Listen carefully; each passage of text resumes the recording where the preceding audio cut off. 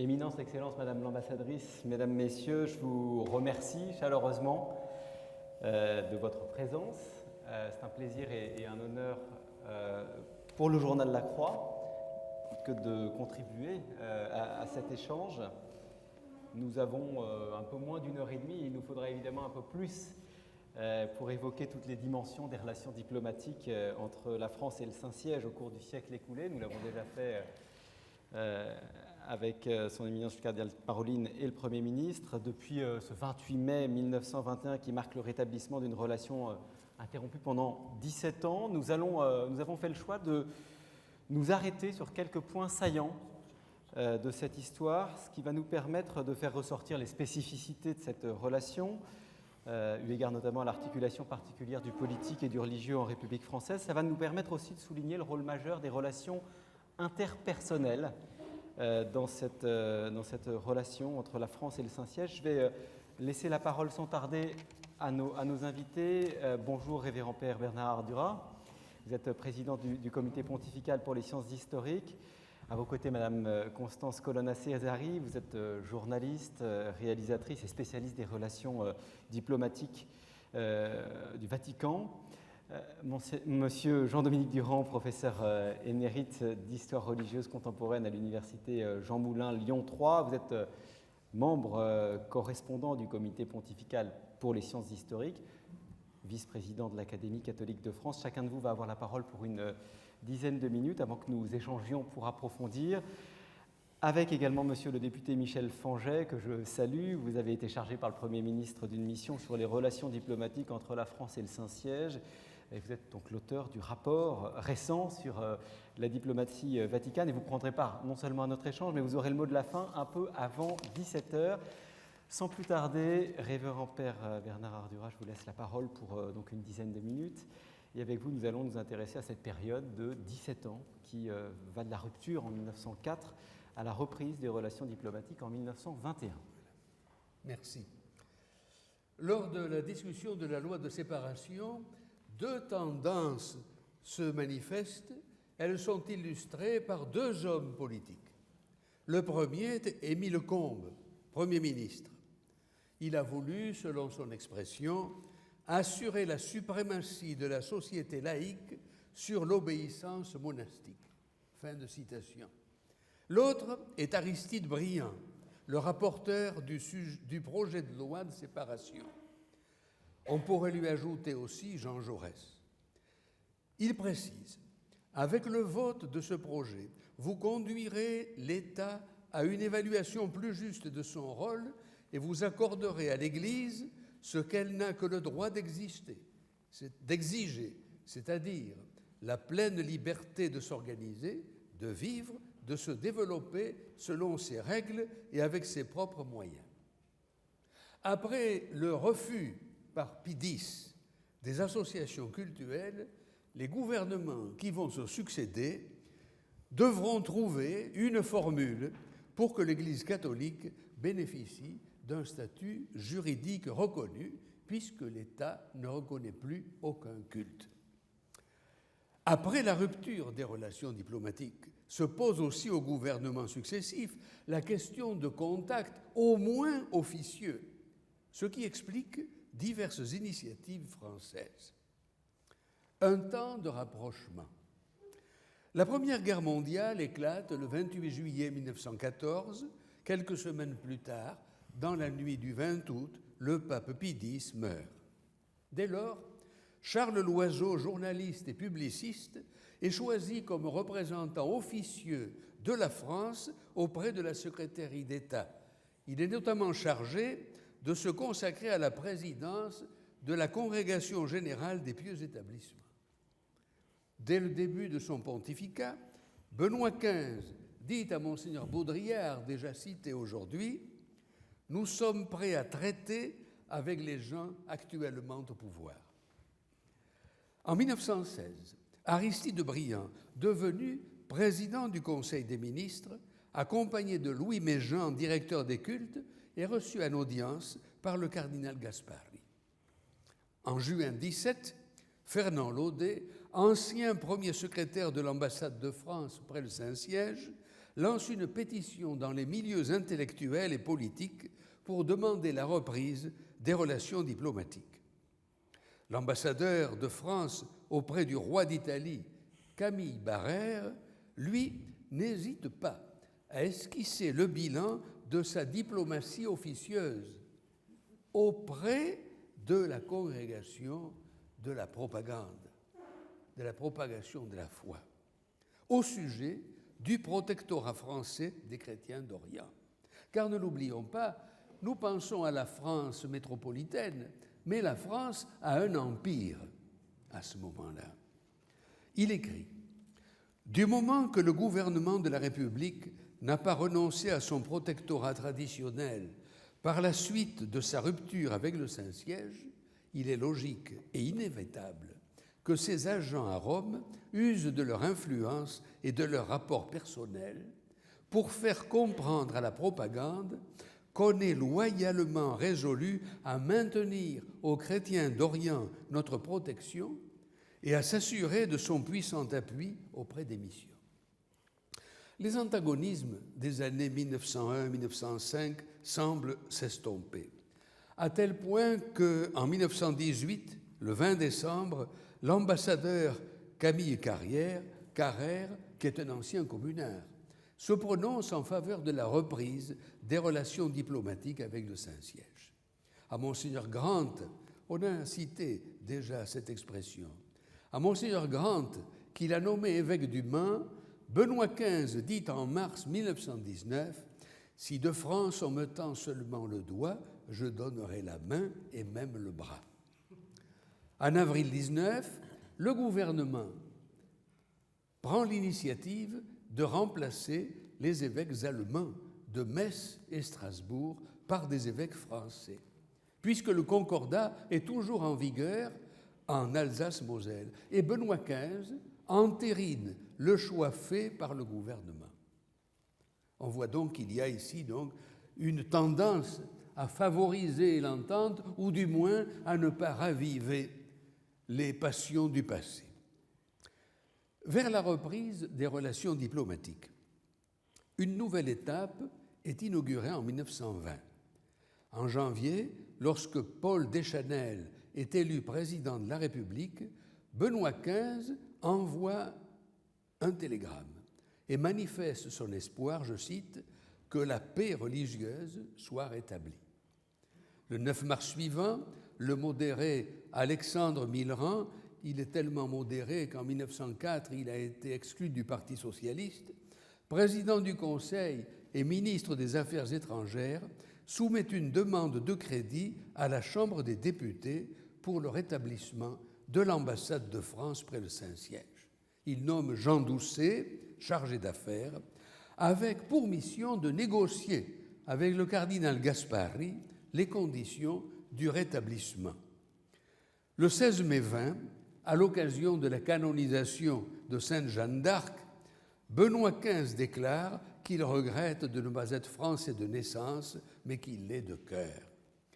La France est alors représentée à la canonisation par Gabriel Hanotaux de l'Académie française, auteur d'un livre consacré à la Nouvelle Sainte. Hanotaux est reçu en audience par Benoît XV, qui aborde la question de la reprise des relations diplomatiques. Le 30 novembre suivant, la Chambre des députés approuve les crédits pour la réouverture de l'ambassade avec 391 voix contre 179. Le 17 mai 20, Charles Jaunard est nommé ambassadeur près le Saint-Siège et le 16 décembre suivant, les relations diplomatiques sont ratifiées. Alors, les avantages sont partagés. La France tire certains avantages.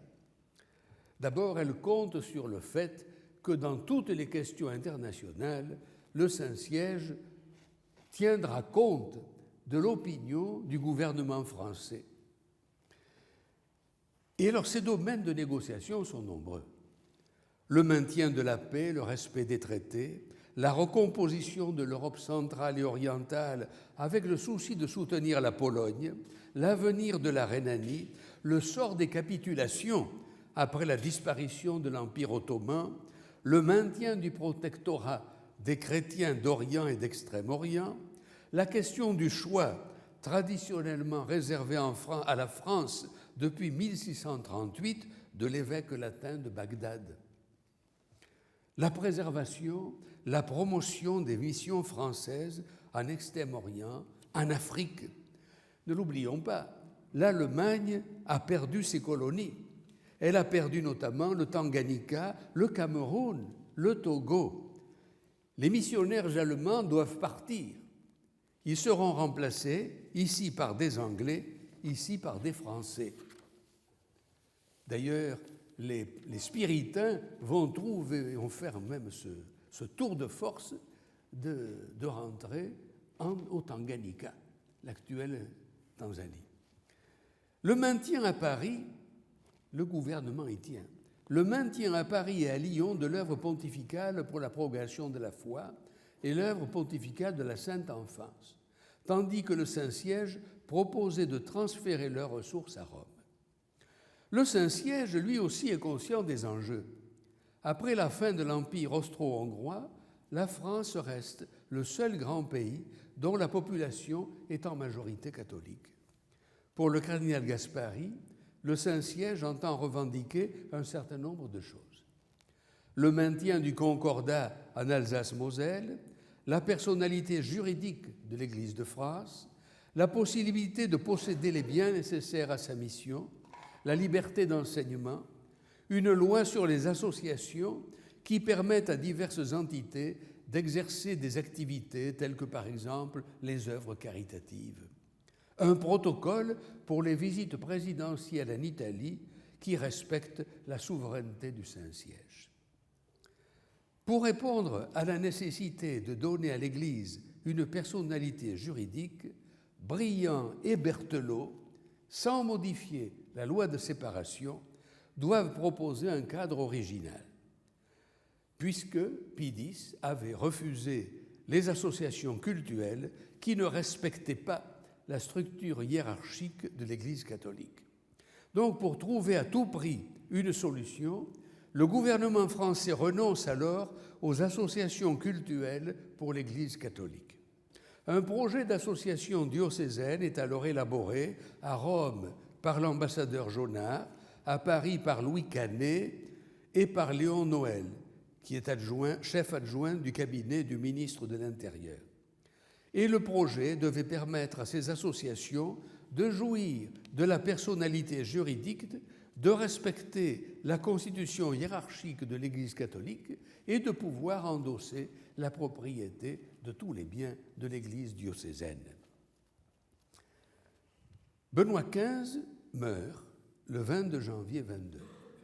Lui succède le cardinal Ratti, qui prend le nom de Pie XI, qui prend le temps de s'enquérir de la situation française. Dans sa version finale, le projet donne une définition satisfaisante, une garantie du rôle et des pouvoirs de l'évêque diocésain. Et donc, Pie XI informe l'ambassadeur Jonard qu'il approuve le projet d'association diocésaine, qui a été déclaré conforme aux lois françaises. Il publie alors l'encyclique Maximam Gravissimamque le 18 janvier 24. Elle approuve les associations diocésaines qui font rentrer le statut de l'Église de France dans le cadre de la loi. Selon la formule d'Émile Poulain, on est passé de la rupture du pacte en 1905 à un accord sans pacte en 1924. Grâce aux bonnes relations entre l'ambassadeur et ses interlocuteurs, Pie XI et le cardinal Gaspari, plusieurs problèmes sont au moins en voie d'être résolus. C'est ainsi donc qu'on définit la façon dont le gouvernement français sera informé des nominations des évêques résidentiels. Les missions qui sont confiées aux missionnaires français en Orient, en Extrême-Orient, en Afrique, où les compétitions internationales sont vives, surtout avec l'Angleterre, seraient l'objet d'une attention particulière de la congrégation de la propagande. Les Français en Allemagne occupés serait confié aux soins pastoraux d'un évêque français, Monseigneur Raymond, nommé inspecteur des troupes rhénanes, avec juridiction sur les militaires, les fonctionnaires civils, les écoles françaises en Allemagne. Et au Maroc, déjà en 23, le Saint-Siège a institué un vicariat apostolique confié à un franciscain de nationalité française pour des régions sous protectorat français. Enfin, une information réciproque pour le règlement des questions du Levant, où les statuts politiques des populations se confondent avec leurs statuts religieux. L'ambassadeur Jonard est parvenu, à force de patience et de persévérance, à obtenir une véritable pacification religieuse. Il a en outre infligé un démenti à ses adversaires de l'action française, qui, lors de son élection à l'Académie française contre Charles Maurras en 1923, avait prétendu qu'il n'était capable que d'écrire des lettres de démission. Tout aurait pu basculer à nouveau en 1924, lorsque les élections du 11 mai portent au pouvoir le cartel des gauches. Édouard Herriot, dans sa déclaration ministérielle, annonce la suppression de l'ambassade de France près le Saint-Siège, l'expulsion des congréganistes non reconnus rentrés en France et l'application de la loi de séparation à l'Alsace-Moselle. Sous l'impulsion du général de Castelnau, la Fédération nationale catholique organise des rassemblements de masse dans toutes les grandes villes, soutenus par l'Assemblée des cardinaux et archevêques. Le ministère Herriot est renversé en avril 25, mais à cause de sa politique financière. Le ministère Painlevé lui succède et, dans sa déclaration, Painlevé annonce qu'il maintiendra l'ambassade près le Saint-Siège et que l'assimilation législative des provinces recouvrées sera poursuivie, je cite, « entourée de tous les conseils qualifiés dans le respect des droits acquis, dans un souci d'entente générale et d'unité nationale. » Ainsi, les relations diplomatiques, reprises 17 ans après la rupture de 1904, montrent combien il est utile et même nécessaire de prendre en compte les grandes traditions religieuses, notamment en France l'Église catholique. Les tentatives de relégation des religions dans l'exclusive sphère privée nient cette réalité. En ce sens, notre regretté cardinal Jean-Louis Torrent s'est exprimé lorsqu'il disait dans l'Église Saint-Louis des Français « Vous pouvez séparer l'Église de l'État, mais pas l'Église de l'âme du peuple. » Je vous remercie.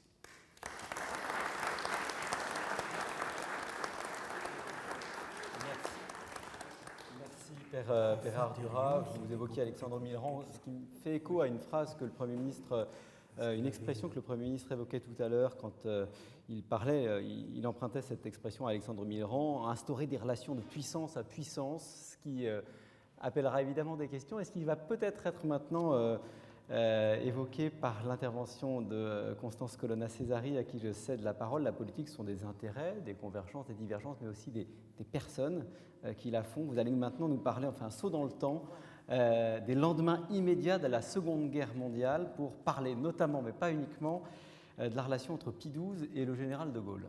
Une relation qui est compliquée, qui est conflictuelle, qui s'impose dans un moment de l'histoire très particulier puisque le gouvernement provisoire de la France vient de s'autoproclamer finalement pouvoir de droit à la place de celui de Vichy.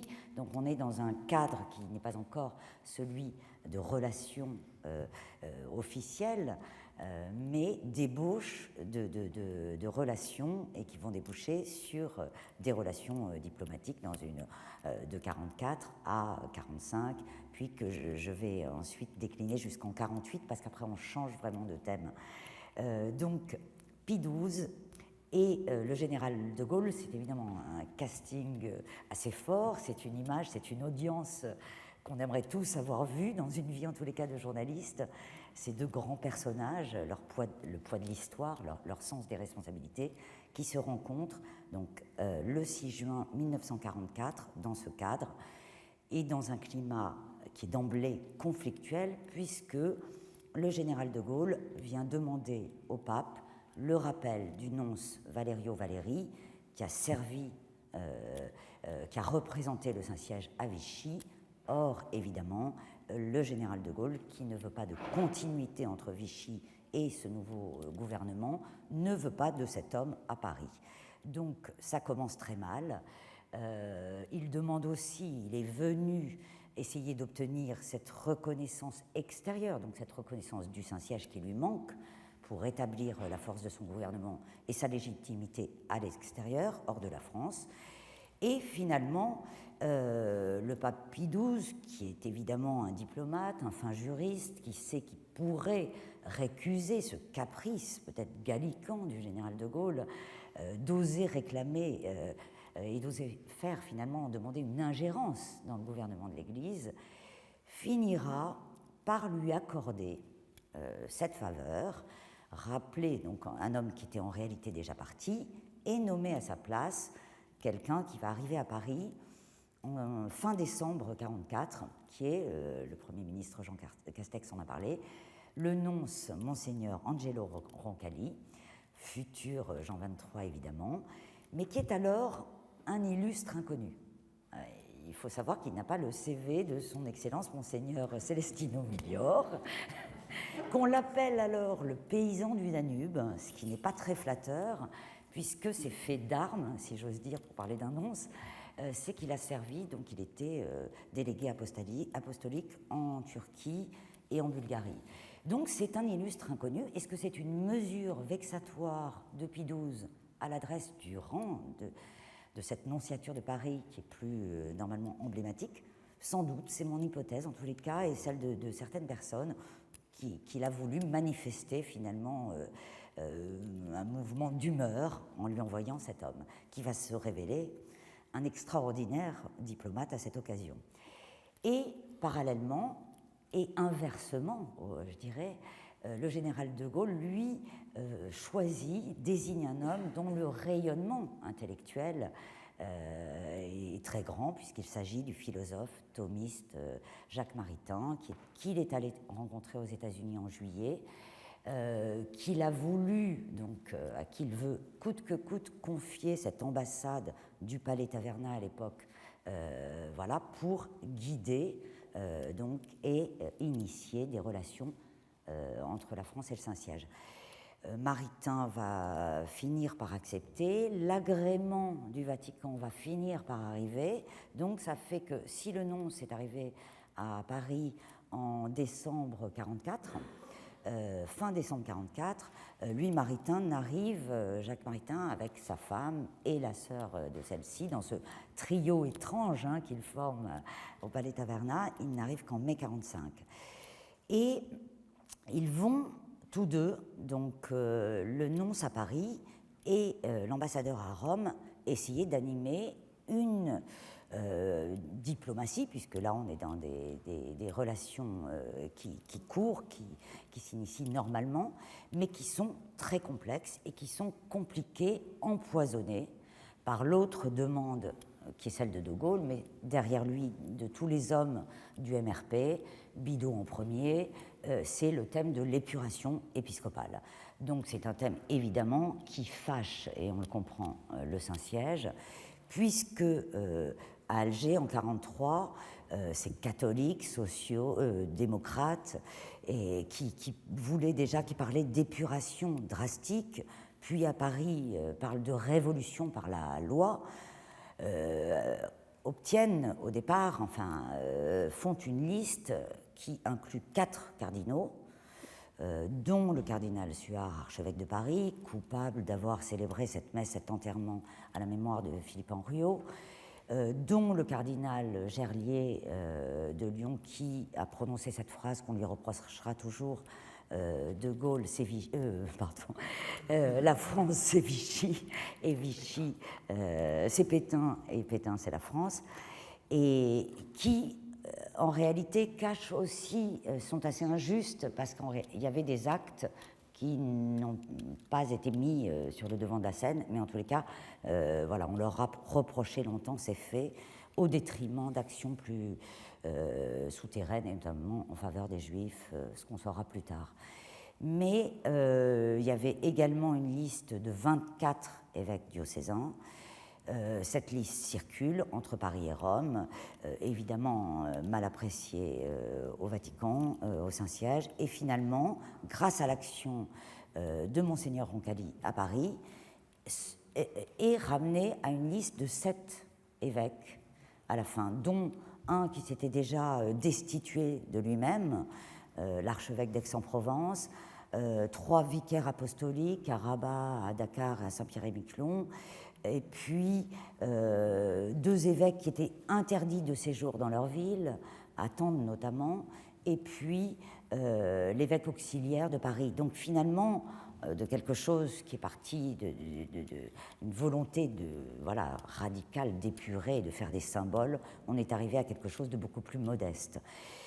Et puis, entre-temps, Paris avait compris que demander la tête de cardinaux, c'était pas non plus, il fallait y renoncer, puisqu'en tant que prince de sang de l'Église, il serait protégé, et que ça, on ne l'obtiendrait jamais du Saint-Siège, et que plutôt que de continuer à demander que soient jugés et retirés ces hommes qui, pour le nouveau régime, avaient démérité et n'avaient pas eu un comportement adéquat pendant la période de l'occupation, parce qu'ils avaient évidemment obéi à Vichy et propagé les thèses de la propagande allemande, eh bien, on considère qu'il vaut mieux concentrer son attention sur les nominations futures. Donc c'est ce qui va être fait, avec là encore des problèmes entre Paris et Rome, parce que Bidault convoque Monseigneur Roncalli, donc là aussi ça fait écho à l'actualité, c'est pour lui dire que les choix des nouveaux évêques sont issus de rangs trop proches encore de l'action française. Maritain se plaindra souvent aussi à Paris que à la secrétaire d'État, dit-il, Tardini, qui est alors le secrétaire de la seconde section pour les relations avec les États, alors que Monseigneur Montigny, le futur Paul VI, est substitut, Maritain dira que Tardini ne nous aime guère, tandis qu'il s'approche et se lie finalement d'une grande amitié avec le futur Paul VI, qui pleurera d'ailleurs le jour de la mort de Jacques Maritain en 1973, et ce sera le titre et la photo de la croix. Mais en attendant, il y a des reproches, on est encore dans ce climat empoisonné quand même, on surveille les futures nominations, Paris essaie d'user le plus possible de son droit de regard, et le Saint-Siège, inversement, essaie de réduire cette avance, ce droit. Et on arrive aussi à d'autres thèmes majeurs, une fois ces questions d'hommes réglées, et aussi l'accession au cardinalat de personnalités ecclésiastiques françaises, où là encore Paris veut placer les siens en regardant les critères qu'ont été les comportements de ces hommes pendant l'occupation. Eh bien, on arrive à un autre volet qui est celui de la politique religieuse de Vichy,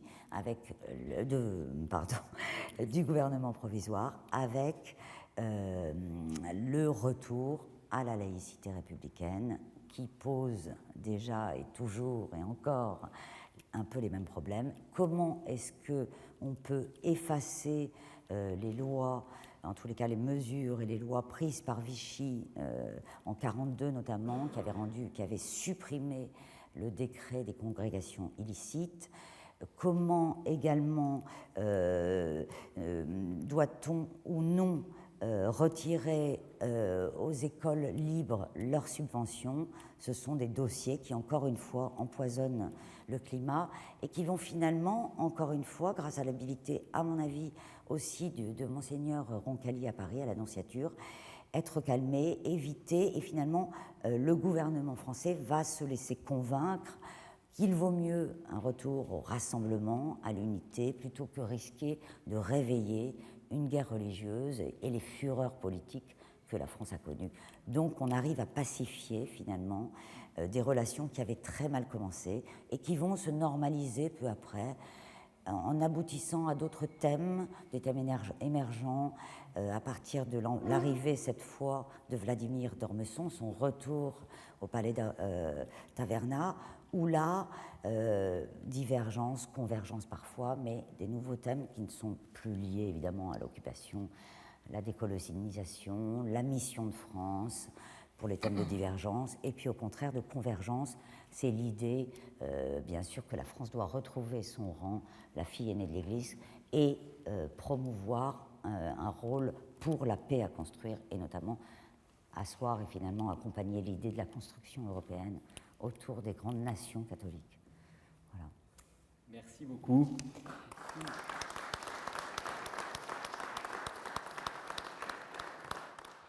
Merci, et cette diplomatie qui s'incarne, on vient de l'entendre, elle s'incarne aussi, Jean-Dominique Durand, pour le grand public, de manière visible, au moment des visites officielles, comme celle que nous vivons aujourd'hui, et vous avez fait le choix de nous parler précisément des visites présidentielles. Exactement, que j'ai intitulé « Une relation diplomatique singulière de 1957 à 2018 ». Je me suis excusé tout à l'heure auprès de Monsieur le Premier ministre. Je ne traiterai pas des premiers ministres. Il m'a dit « ce sera pour la prochaine fois ». Les visites du président de la République au Vatican auprès du pape, auxquelles il faudrait ajouter les rencontres à l'occasion des déplacements pontificaux en France, relèvent d'une relation diplomatique singulière dès lors qu'il s'agit précisément de rencontres personnelles entre le chef d'un État qui se veut laïque et le pape, chef de l'Église catholique.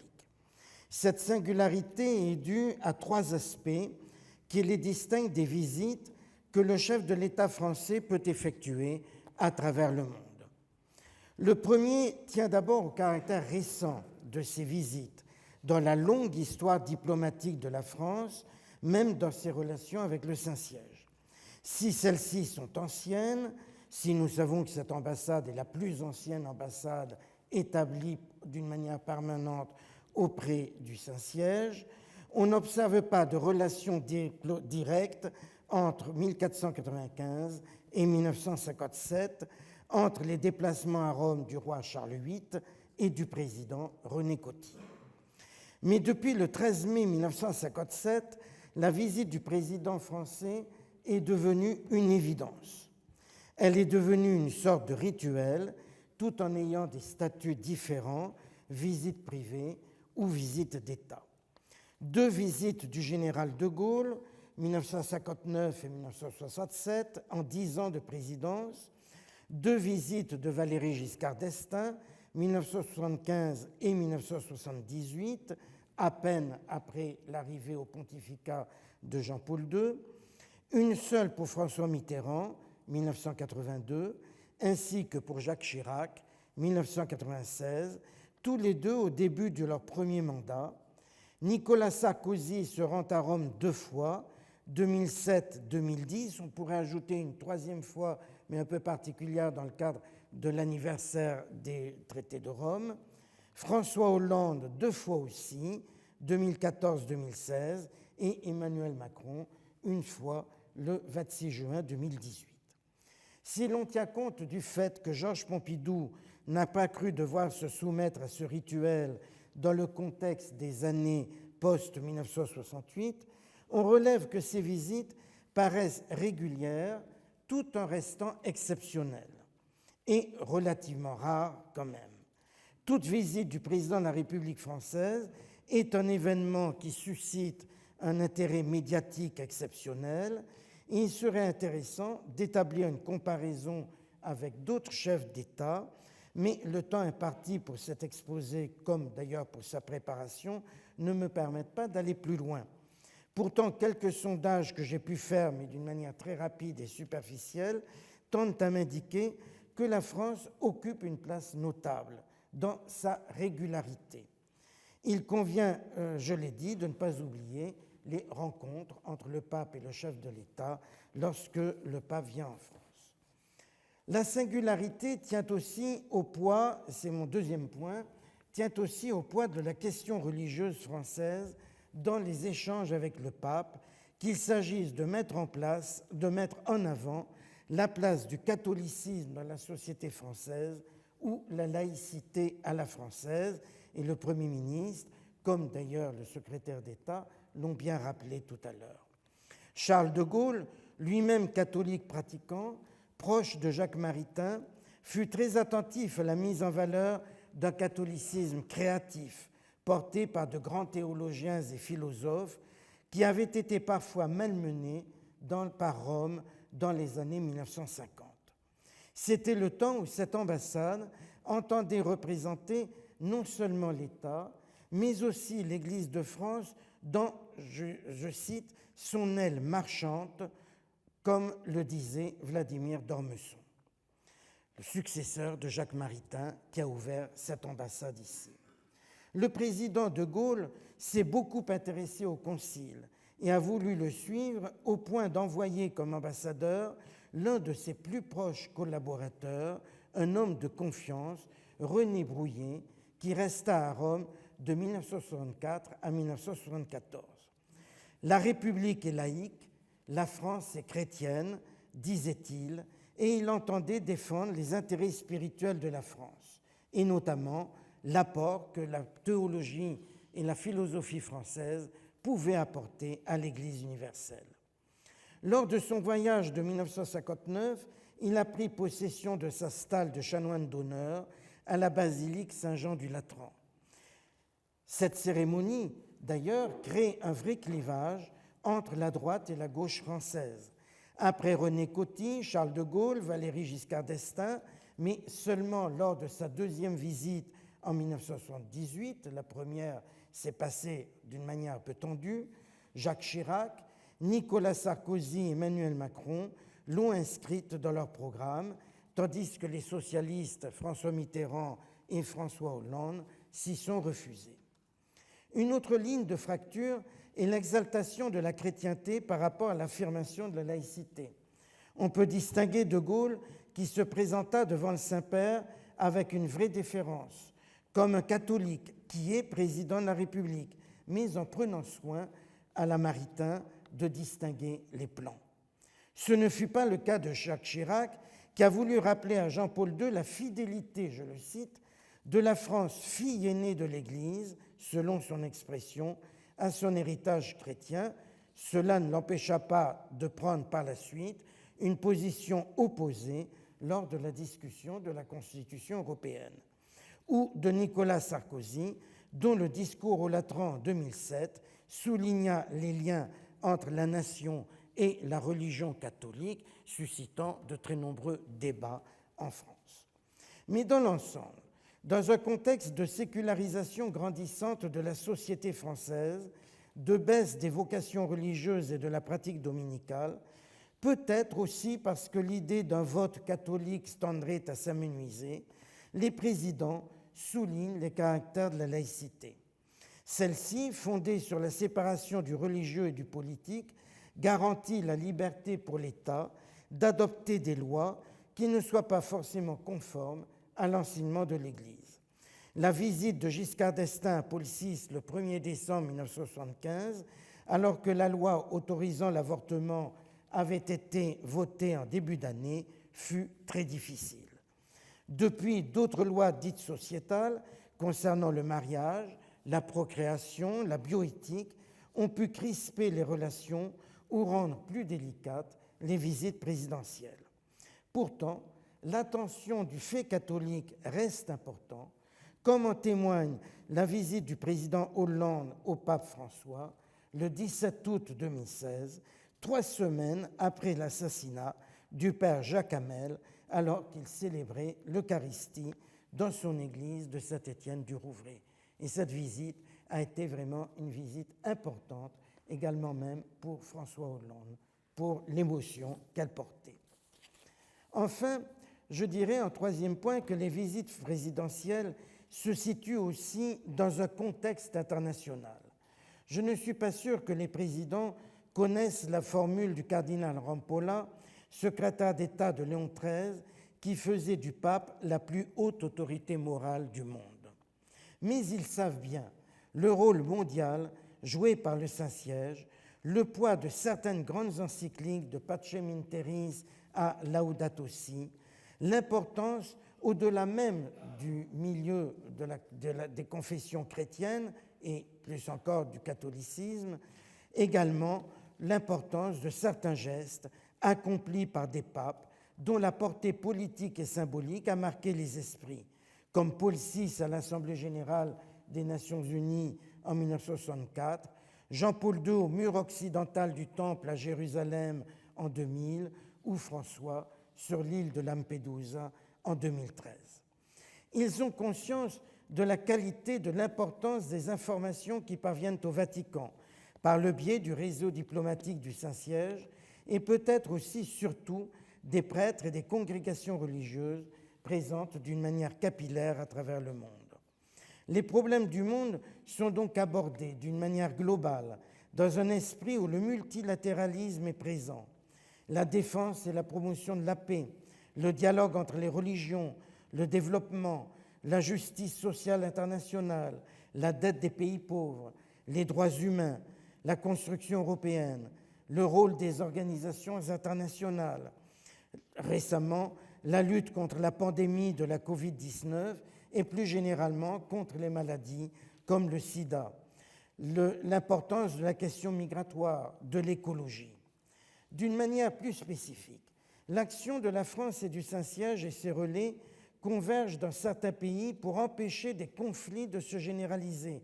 Pensons à l'action commune en République centrafricaine ou sur des dossiers douloureux comme ceux des otages aux mains de groupes armés, pense à la Colombie par exemple, et la situation des chrétiens au Moyen-Orient.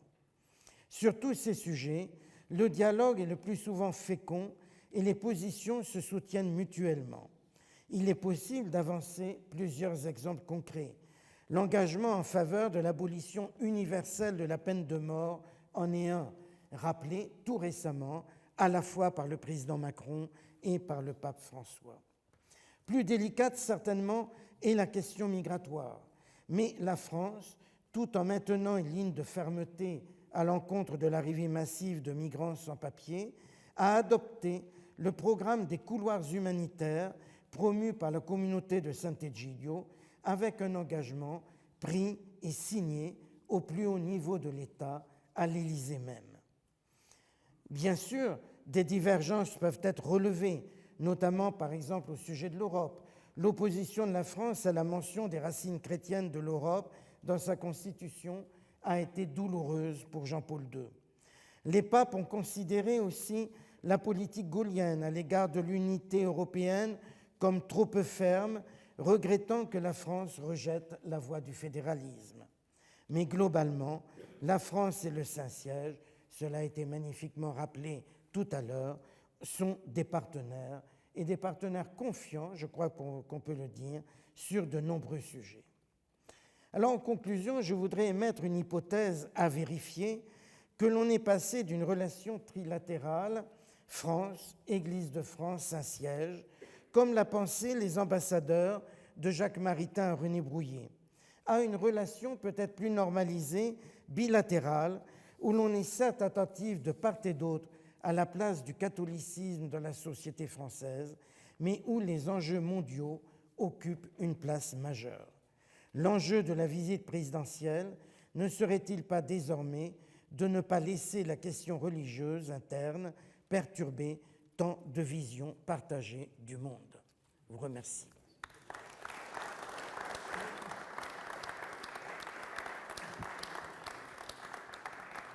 Merci monsieur, vous ouvrez parfaitement cette conversation parce qu'à partir de ce tableau historique que vous venez tous les trois de brosser, je vous propose d'essayer de tirer quelques enseignements pour aujourd'hui. Vous disiez, Jean-Dominique Durand, vous parliez de cette hypothèse à vérifier, qu'on serait entré dans une relation normalisée, bilatérale. Je peux peut-être vous poser la question, révérend Père Ardura, une relation entre la France et le Saint-Siège peut-elle vraiment être normalisée, bilatérale, comme toute autre relation diplomatique? Oui, elle peut l'être, et même peut-être davantage. C'est une relation entre un État et puis une entité qui est l'Église catholique, qui a une dimension universelle. Alors autrefois, la France avait un empire, aujourd'hui elle ne l'a pas. Mais la France a également une influence culturelle qu'il ne faut pas sous-estimer, en particulier à travers la francophonie. Et là se joue, en particulier en Afrique, mais pas seulement, là se jouent certainement des éléments qui voient les aspects culturels et religieux se retrouver. Je pense en particulier à l'Afrique, je pense en particulier au rôle que jouent les missionnaires, qu'ils soient religieux, qu'ils soient laïcs, et qui portent un peu de la France avec eux dans le pays dans lequel ils se trouvent. Je crois alors que ces relations entre la France et le Saint-Siège sont des relations qui vont au-delà même de la France. Je pense que nous, Français, nous pensons, je le répète, trop uniquement à la métropole. Mais la France, c'est autre chose. Et il me semble que l'influence de l'Église catholique d'origine française dans le monde est un élément très, très important. Je répète, c'est surtout dans les pays d'Afrique. Ne l'oublions pas, dans les pays d'Afrique, et pas seulement, où sévissent de nombreuses sectes qui sont d'origine anglophone au moins, même si elles viennent beaucoup des États-Unis ou sont financées par l'industrie des États-Unis. Il y a là à la fois une influence culturelle et religieuse de leur part. La France se trouve aussi mêlée, et l'Église de France se trouve mêlée dans ces rapports qui dépassent de loin notre métropole. Alors, je pense que ces relations entre le Saint-Siège et la France sont des relations qui dépassent les limites même de notre pays et de notre territoire national. Je vais vous poser la même question, monsieur le député Michel Fangès, sans anticiper sur l'exposé que vous nous ferez tout à l'heure, le résumé que vous nous ferez tout à l'heure de vos travaux. Je parlais tout à l'heure de cette expression d'Alexandre Millerand, voilà, cette relation de puissance à puissance, puis on entend le père Ardura nous parler d'influence. Au fond, est-ce que la relation entre le Saint-Siège et la France, ce n'est pas l'alliance de deux soft power qui cherchent chacune à influencer sur la marche du monde? Je crois que la diplomatie du Saint-Siège n'est pas une diplomatie, vous l'avez rappelé, d'État à État. C'est essentiellement une diplomatie d'influence. Et je crois que dans ce domaine, elle est quand même très singulière, car elle ne s'arrête pas à ses seules frontières. Je veux dire que pour ce qui concerne le Vatican, il est bien évident que les frontières sont universelles. Et pour ce qui concerne la France, en dehors de ses préoccupations qui sont celles des intérêts de la France, ces valeurs vont bien au-delà de ses intérêts propres. Et je crois qu'à ce niveau-là, nos diplomaties se rejoignent. Donc, vous avez raison de le dire que c'est un peu des relations qui imprègnent l'ensemble de la planète. De ce point de vue-là, c'est ce que j'ai bien ressenti, je le dirai tout à l'heure, dans la façon dont j'ai vécu cette mission. C'est quelque chose qui m'a beaucoup marqué, ce caractère universel qui dépasse complètement les intérêts, pour ce qui concerne le Vatican, bien sûr, économiques et territoriaux. La France qui en a à défendre, bien sûr, mais ça va bien au-delà et c'est dans cela que nos diplomaties se rejoignent. Jean-Dominique Durand, vous disiez à la fin de votre intervention que voilà, il ne fallait pas que la question religieuse interne vienne trop perturber cette vision partagée du monde, mais n'est-ce pas finalement quelque chose est-ce qu'il n'y a pas une forme de fatalité, compte tenu d'ailleurs de la manière dont la question religieuse est envisagée en France par la République française? Est-ce qu'il n'y a pas une fatalité? Est-ce que la question religieuse vienne perturber de manière quasi mécanique les enjeux diplomatiques entre la France et le Saint-Siège, comme on l'a vu encore tout récemment? Je ne le crois pas. Nous avons entendu ce matin le Premier ministre de la France, le secrétaire d'État du Saint-Siège, qui ont clairement tenu à rappeler à la fois, évidemment, les principes fondateurs du Vatican, du Saint-Siège, à travers le catholicisme et l'expression concrète dans le monde de l'Évangile, des principes évangéliques, et d'autre part, le Premier ministre qui a rappelé les principes fondateurs de la République fondée sur la laïcité. L'un et l'autre, il faudrait prendre le temps de relire leurs interventions, qui sont très intéressantes. L'un et l'autre ont cherché justement à éviter, me semble-t-il, ce qui vous pouvait réellement fâcher. C'est-à-dire qu'ils ont l'un et l'autre souligné à la fois les principes, mais en même temps souligné ce qui rapproche. Selon finalement le bon principe du pape Jean XXIII, qui disait « Parlons d'abord de ce qui nous rapproche, et puis ensuite on parlera de ce qui fâche ». Bon, eh bien là, c'est un petit peu cela.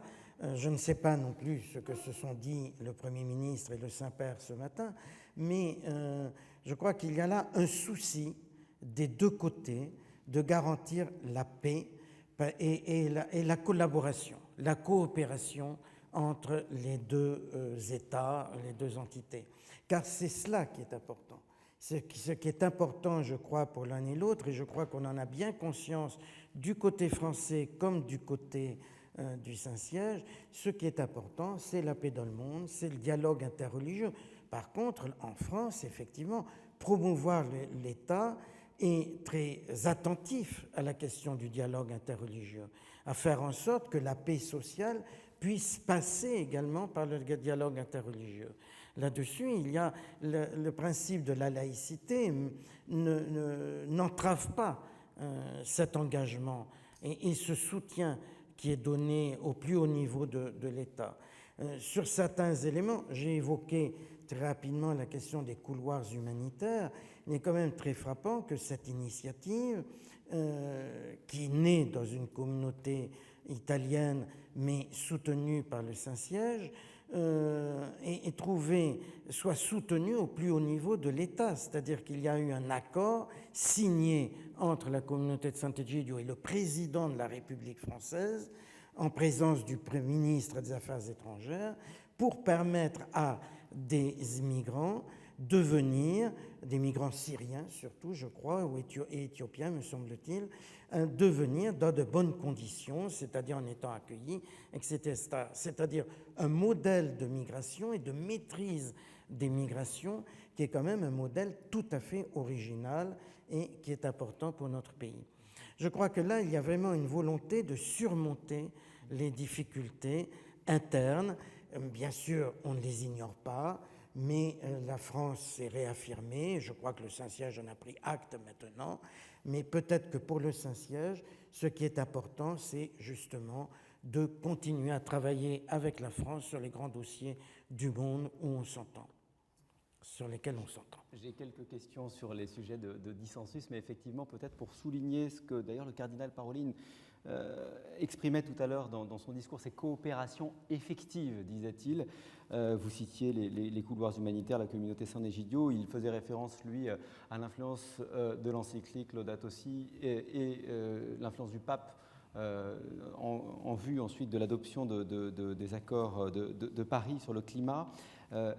Y a-t-il d'autres domaines, je me tourne vers vous, Constance Colonna-Césarée, où cette coopération effective est visible dans l'histoire récente?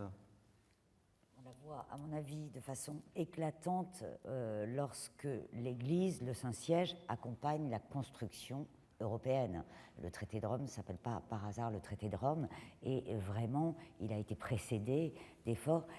qui d'ailleurs s'accompagne de mesures très importantes de l'Église catholique avant même le Concile Vatican II pour rejoindre la conférence le CE, le Conseil œcuménique des Églises, donc qui est une initiative protestante.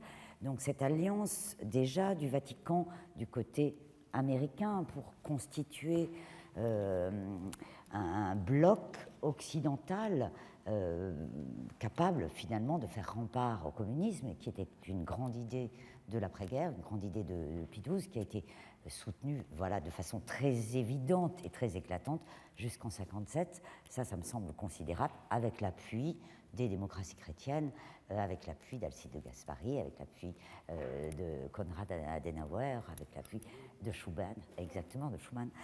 Donc on est vraiment là dans des efforts. Et en plus, je trouve que c'est le moment où peut-être toutes ces ambassades sortent, à mon avis, d'une relation qui consiste à se regarder pour éviter des risques de rupture, mais au contraire parce que le Saint-Siège s'internationalise, parce que le consistoire de 1946 est le premier qui finalement sacrifie, j'allais dire, la primauté, enfin la supériorité numérique des Italiens. On entre dans une ère nouvelle et je trouve que ensuite, toutes les décennies suivantes ont bien montré qu'il y avait une activité croissante du Saint-Siège sur la scène internationale et que les ambassades accréditées près de Saint-Siège n'avaient plus pour objet, mais c'est sans doute plutôt à Madame l'ambassadrice qu'il faudrait demander ça, mais de regarder de s'épier en se défiant, mais au contraire de faire bénéficier à leur gouvernement des informations transversales dans un nombre considérable et d'une qualité incroyable qui circule à Rome, en tous les cas, il me semble.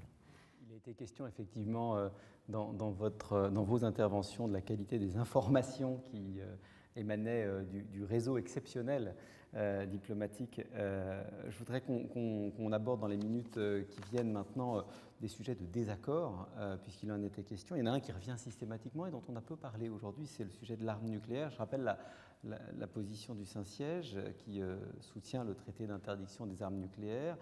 Non seulement l'usage des armes est immoral, mais aussi la possession. On ne peut pas ne pas poser la question de savoir quelle importance, quand on est français, Père Ardura, accorder à ce type de divergence qui est exprimée de manière aussi claire, notamment par le pape François. Mais surtout, le pape François, il a exprimé un principe, un idéal, un but aussi vers lequel il faut tendre. Si le pape ne dit pas que la possession même de l'arme nucléaire est immorale, on en possédera toujours. Autrement dit, il est en train d'insister sur ce qui doit, en quelque sorte, guider, orienter la réflexion sur ce sujet. Alors évidemment, on est loin de cette réalisation, puisque tout le monde est convaincu que cette arme nucléaire est dissuasive. En tout cas, elle est dissuasive de conflits entre les pays qui ont l'arme nucléaire. Elle n'est pas dissuasive entre les autres pays, comme d'ailleurs l'actualité nous le montre malheureusement. Mais il revient au pape de réaliser cela. La question que vous me posez me rappelle qu'un jour je me trouvais avec l'évêque alors de Verdun, Monseigneur Boyon, et c'était après la loi qui permettait l'avortement. Et non, c'était après Humanevite. Et alors, le pape Paul VI avait reçu les évêques français, et Monseigneur Boyon me disait, oui, moi, je dois tirer l'humanité vers le haut. Et vous avez la mission pastorale de leur faire comprendre. Vous avez la mission pastorale de monnayer cela.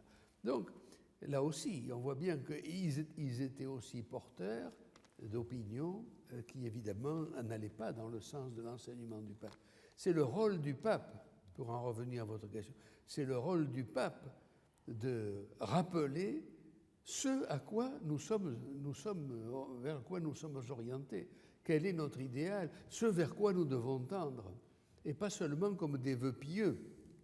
Parce que c'est très fort lorsqu'il dit que la possession de l'arme nucléaire est immorale.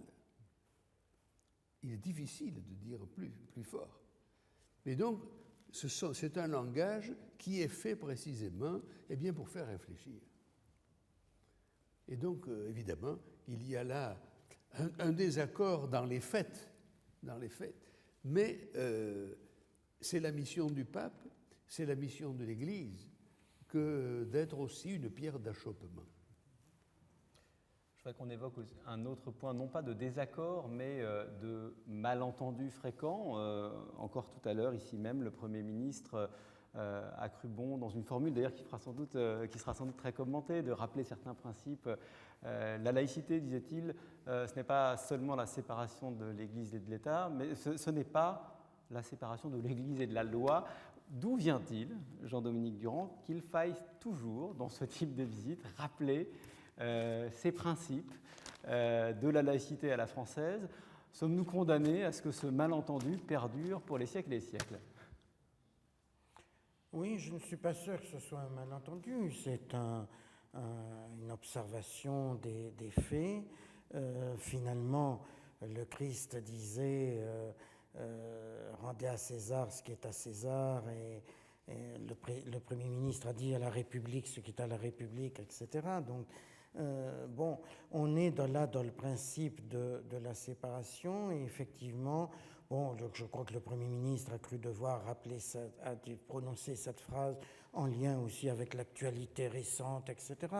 Mais je ne suis pas sûr que cela deviendra un problème aigu entre la France et le Saint-Siège.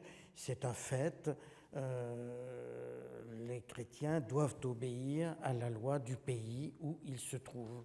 Ce n'est pas nouveau, ça a toujours été comme ça. Je crois qu'il y a dans les textes sacrés, je me garde de faire des citations parce que je craindrais trop de me tromper devant ce parterre de théologiens, mais voilà, il y a vraiment un principe fondamental qui est là.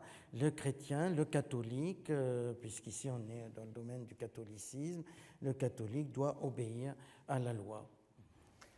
Dans les minutes qui nous restent, et avant de vous donner la parole, Monsieur le député Fangel, je voudrais que nous revenions à quelques sujets sur lesquels le Saint-Siège et la France ont des visions communes. Il a beaucoup été question du multilatéralisme, et je voudrais que nous évoquions ensemble les points sur lesquels le Vatican, le Saint-Siège, peut être un allié de la France dans la défense du multilatéralisme.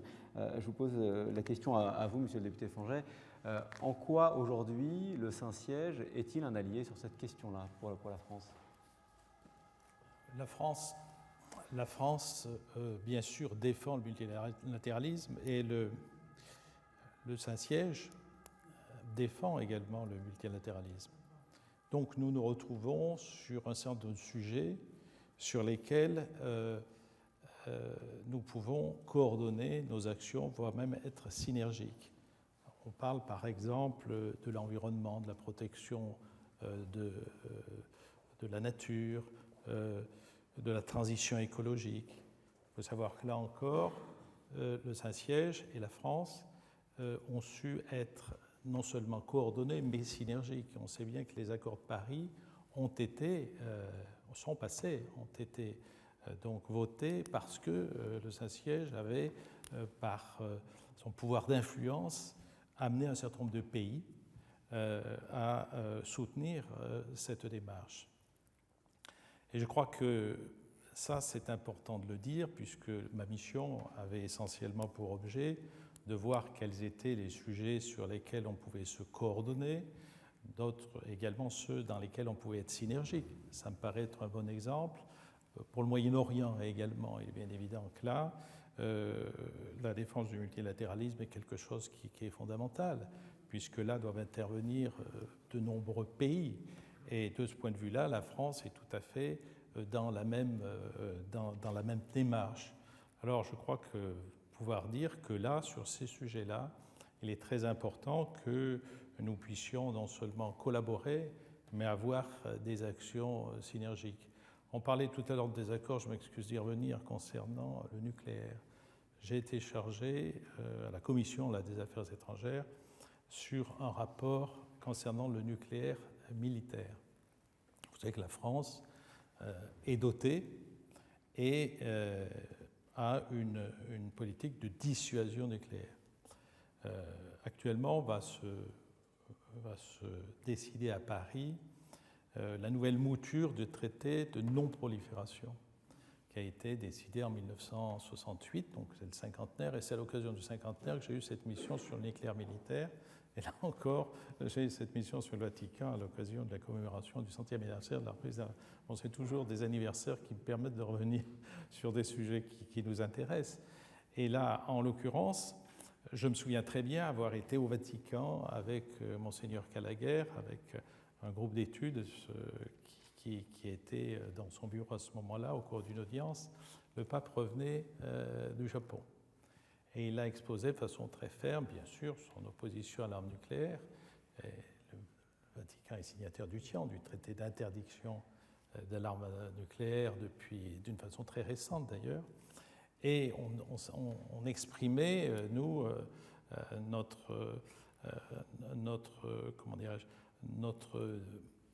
pas notre désaccord, mais la façon dont les choses étaient devenues extrêmement radicales de ce point de vue-là, du côté de l'Église, alors que cette notion de dissuasion avait toujours été plus ou moins acceptée. Et là, Monseigneur Calaguer nous a dit, bon, écoutez, là, effectivement, le pape défend un principe, et vous l'avez fort bien souligné tout à l'heure, hein. Le pape ne peut souligner, l'Église ne peut souligner le fait que l'arme nucléaire est à proscrire. Bien. Mais il nous a dit que sur ces points-là, il y avait toujours une volonté de dialoguer et de faire en sorte que la France, qui, de ce point de vue-là, va plutôt dans le sens de la diminution des stocks nucléaires, de l'équilibre entre les puissances nucléaires, qui défend le principe du TIS, du traité de non-utilisation des essais nucléaires, puisse sur ce plan-là, par un dialogue, faire en sorte que si cet idéal que vous indiquiez tout à l'heure, on puisse y arriver, mais il faut tenir compte des réalités. Et la réalité aujourd'hui, c'est que ce traité de non-prolifération a permis de garantir la paix, entre guillemets, entre les grandes puissances. Et certes, ça n'a pas exclu les conflits régionaux, vous en parliez. Mais alors que dans les années 60, Kennedy prévoyait 50 ou 60 des pays qui pouvaient éventuellement accéder à l'arme nucléaire, là, on en est resté à un nombre extrêmement limité grâce à ce traité. Donc, de ce point de vue-là, concernant l'arme nucléaire, je pense que le dialogue est permanent et ça fait partie, effectivement, des sujets sur lesquels on discute beaucoup. Et je pense que, quand même, si le désarmement est un objectif auquel on tend tous, bien évidemment, on sait qu'on ne pourra pas y parvenir simplement en signant un traité d'interdiction des armes nucléaires, mais en œuvrant ensemble, en dialoguant, en faisant en sorte qu'on évolue dans cette direction. Il y a un point d'actualité récente que nous n'avons pas eu le temps d'aborder, il nous reste que quelques minutes avant que je vous redonne la parole, c'est la question des efforts croisés de la France et du Saint-Siège, mais avec évidemment un grand nombre d'autres pays et puissances dans le cadre de la pandémie et notamment sur la question du vaccin et de l'accès des plus pauvres au vaccin. Peut-être un mot là-dessus rapide, Constance Colonna-Césari. Le Saint-Siège a beaucoup œuvré aux côtés de la France pour que les populations, notamment d'Afrique, puissent accéder au vaccin.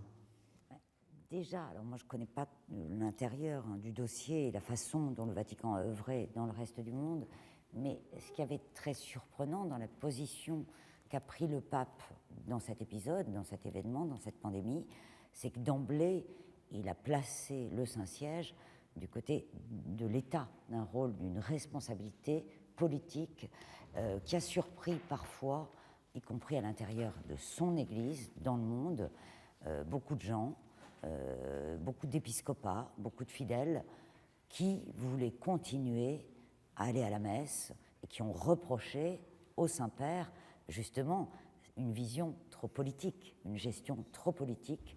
Et ça, je crois que c'est très important et que, évidemment, ça a conditionné tout l'effort, tous les efforts du Vatican, qui a réussi parce qu'il avait donné des masques, envoyé des masques à la Chine, qui était frappée en premier à Wuhan, bien sûr, par le Covid-19, et qu'ensuite, quand le Vatican en a eu besoin, et l'Italie elle-même, eh bien, la Chine a renvoyé.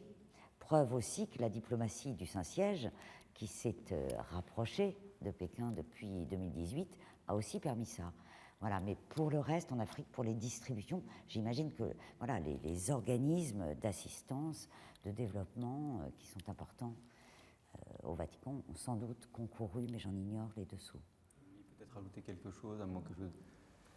Non particulièrement, sinon pour dire que le pape, en ce qui concerne la lutte contre la pandémie, par exemple lorsqu'il a parlé du vaccin, il a commencé par donner l'exemple lui-même.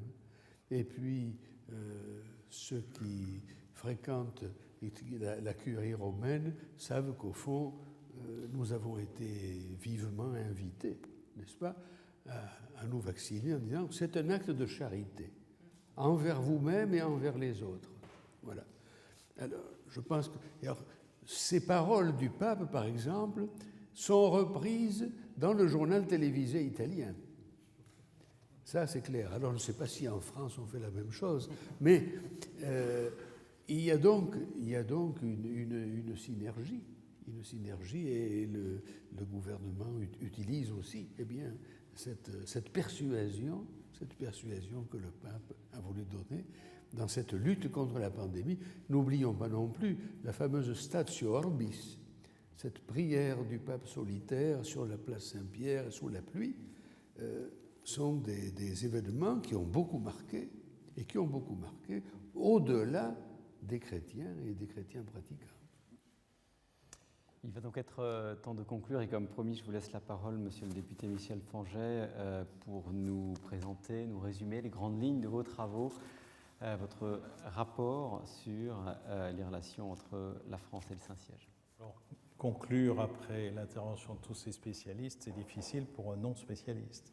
Ceci dit, je ne manquerai pas de vous dire combien j'ai été enthousiaste d'aller dans cette mission, bien accompagné d'ailleurs, à la fois par le nonce apostolique, Monseigneur Migliore, et l'ambassadrice, Elisabeth de Tondelay, qui a bien balisé tout ça et qui m'a permis, dans un contexte extrêmement difficile, nous étions après le premier confinement, de voir un maximum d'intervenants pour arriver à cerner cette diplomatie si singulière, puisque ma mission était justement de voir comment fonctionnait cette diplomatie du Saint-Siège, quels étaient les sujets sur lesquels on pouvait se coordonner, être synergique, et tous les spécialistes qui sont là, le Premier ministre tout à l'heure, s'est bien exprimé sur la façon dont nos deux diplomaties peuvent fonctionner, être synergiques pour le bien de l'humanité.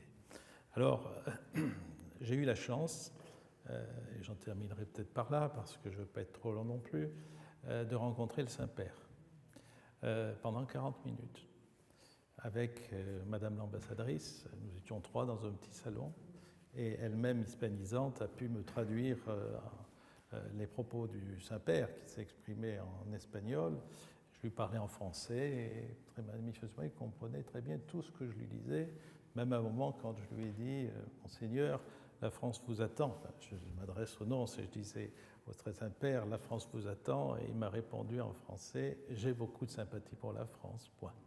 Donc ça signifie qu'on voit bien le souci du pape de privilégier un peu les périphéries, d'aller plutôt vers les plus pauvres.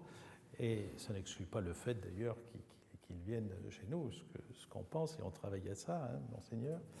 Mais je crois que dans cette affaire,